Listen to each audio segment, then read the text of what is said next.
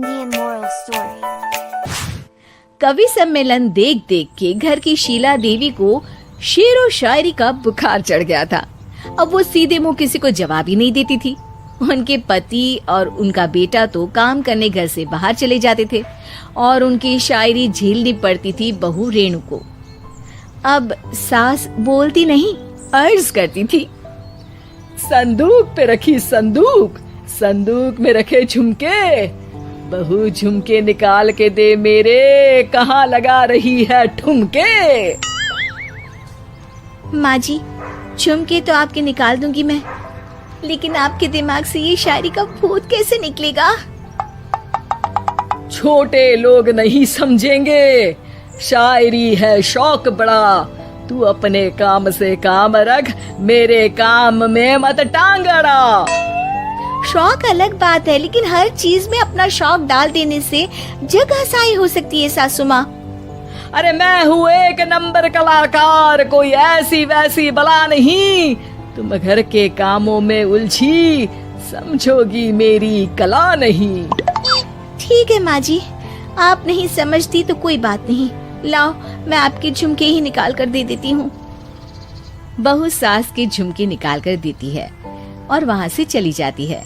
शाम को बहू अपने पति से शिकायत करती है, सुनिए जी, आप माँ को कुछ समझाते क्यों नहीं?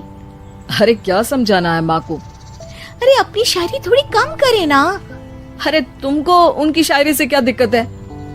अरे मुझे नहीं, पर पड़ोस में सब लोग हंसते हैं, कहते हैं बुढ़ापे में लोग सठिया जाते हैं, लेकिन शीला जी तो शायर हो गई हैं। अरे लोगों का काम है कहना, लोगों की बातों का क्या टेंशन लेना। अरे वाह, मैंने भी शेर कह दिया, वाह वाह वाह वाह।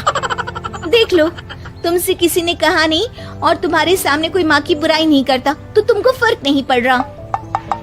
अरे तुम खामखा की बात का बतंगड़ बना रही हो। चलो चाय बना कर ले आओ मेरे लिए, साथ पियेंगे, कोई ढंग की बातें करेंगे।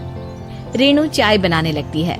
पहले वो अपने पति को चाय देती है, फिर सास को और आखिर में अपने ससुर को। लेकिन वो देखती है कि ससुर जी कुछ परेशान से हैं। क्या हुआ ससुर जी, कोई बात हो गई है क्या? अरे तेरी सास बात बात पे शायरी करती है। कल मैंने पूछा कि खाना खाया तो तेरी सास ने क्या जवाब दिया पता है? अरे गलती की और आरोपी ने कोड़े खा लिए फटाफट, खाना तो नहीं पर पकोड़े खा लिए झटाझट। अब बता क्या जवाब दूं इस बात का? वो तो सभी से शायरी में ही बात कर रही हैं, मुझे भी समझ में नहीं आता कि क्या करूं मैं। बेटा उसको उसी की भाषा में जवाब देना पड़ेगा। मैं तो आम बातचीत में भी उसके सामने कुछ नहीं बोल पाता, शायरी में क्या बोलूंगा भला। ससुर ने जैसे ही कहा कि उसको उसी की भाषा में जवाब देना पड़ेगा, बहू को ये बात जच गई। अगले ही दिन वो शायरी की कुछ किताबें लेकर आई और शायरी की प्रैक्टिस करने लगी ताकि सास को उन्हीं की भाषा में जवाब दे सके। उसने दिन रात एक कर दिए। एक दिन सब साथ में बैठकर टीवी देख रहे थे, तभी रेणु सबके लिए बिरयानी बनाकर लाती है, लेकिन सास को बिरयानी भाती नहीं। कौवा करता काऊ काऊ, चिड़िया बोलती ची ची, इतना खराब बिरयानी बनाई है कि मुंह से निकले छी छी। बस इसी मौके का तो बहू को इंतजार था, क्योंकि अब बहू सास को उसी की भाषा में जवाब देने के लिए तैयार थी। माँ जी, हमको अपनी ये बेकार शायरी ना सुनाइए, जैसी भी बनी है बिरयानी चुपचाप खाइए। ससुर जी और रेणु के पति ने रेणु का जवाब सुनते ही जोर से ताली बजाई और सास ने जब रेणु का शायराना जवाब सुना तो उनके गले में बिरयानी अटक गई।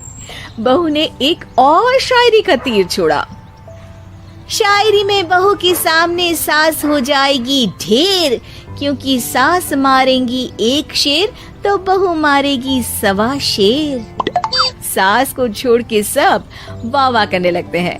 आज पहली बार सास को नहले पे दहला मिला था और रेणु ने सास का मुंह चुप करा दिया था। अगले दिन रेणु का पति उससे कहता है, अरे वाह, तुमने तो माँ की बोलती ही बंद कर दी, मजा आ गया। अब मेरे लिए कुछ बना दो, खाकर मैं काम पर चला जाऊं। शायरी ही है मेरा जीवन, वही करूंगी जी भर के। नौकरानी रख लो कोई, काम नहीं करूंगी मैं घर के। अरे तुम क्या माँ जैसी हरकतें करने लगी, सीधे सीधे बात करो ना।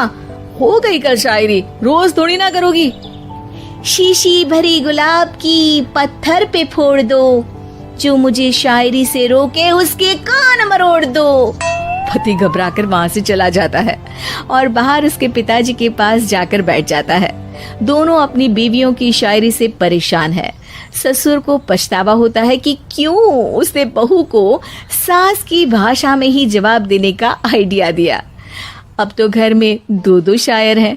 दोनों एक साथ दुखी स्वर में कहते हैं, हम दोनों की ही बीवियां जब से शायर हो गई है, क्या बताएं, जिंदगी एक फटा हुआ टायर हो गई है।